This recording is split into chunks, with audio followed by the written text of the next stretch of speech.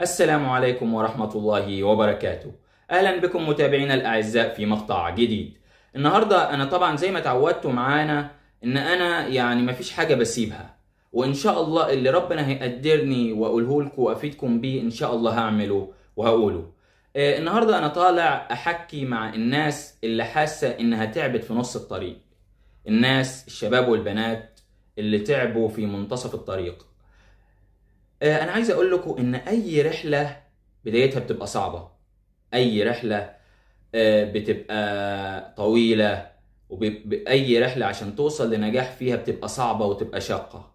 بس أنا اللي عايز أقوله لكم إن لو أنتوا تعبتوا في مرة من المرات وحسيتوا إنكم مش قادرين تكملوا، ففكروا في الناس اللي بتحبكم، الناس اللي بتفرح لكم في نجاحكم، الناس اللي هي تعبانة معاكم، ألا وهي أهاليكم وأخواتكم. يا جماعة ما تستكتروش انكم تفرحوا اهاليكم، ادي حاجة. تاني حاجة انا عايز اقولها لكم، مش كل الناس اللي حوالينا بتفرح لنا وبتحبنا بجد، في ناس عاملة نفسها بتحبنا وهي عمرها ما بتحبنا.